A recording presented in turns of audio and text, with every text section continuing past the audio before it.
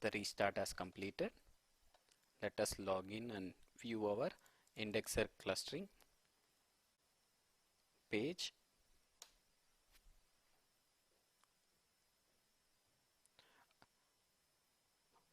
As of now, we have just configured, that is our master node, cluster master, which is reported itself as a searched. So always your cluster master will report to itself as a searched. We don't have any indexers added now. Once we add indexers, you will be able to see another tab where it shows the indexers. Now let us log into one of our indexer.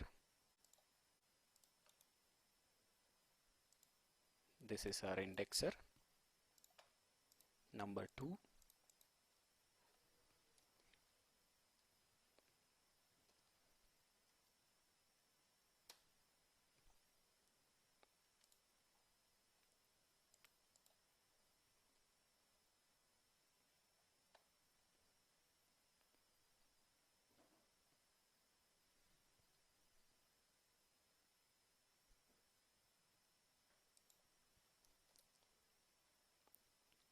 This indexers will be the slave nodes of your master node. That is, this indexer will manage all the replication among the other indexers which are its members.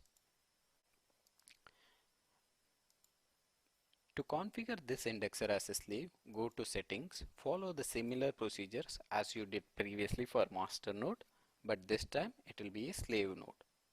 Click on peer node. Next, here you need to enter your master URL, that is with management port 8089.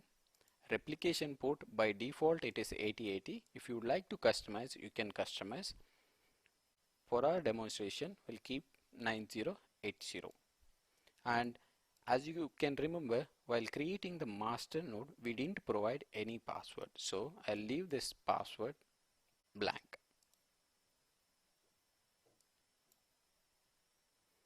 We need to restart this instance to make the configuration changes take effect. So once we restart, there will be an entry created in server.conf file. We'll see once we have set up our complete indexer site, single site cluster, we'll be able to see all this configuration one by one, and I'll explain to you how in the back end the server.conf is structured in order to reflect our indexer clustering configuration.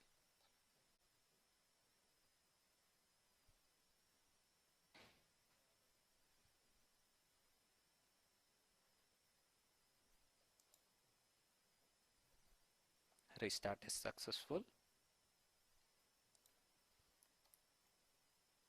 Once we have logged in, you'll be able to see this UI will be frozen. You can't see or modify anything here. As you can see, slave is unable to handle request at this times.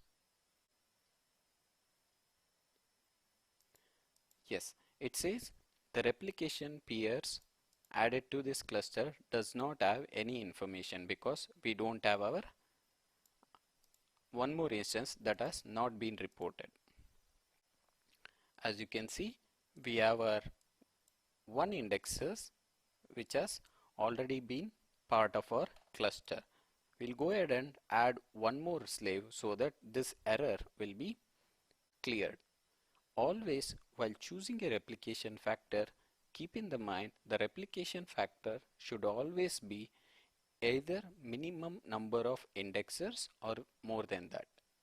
So it should not be less than your minimum number of indexers.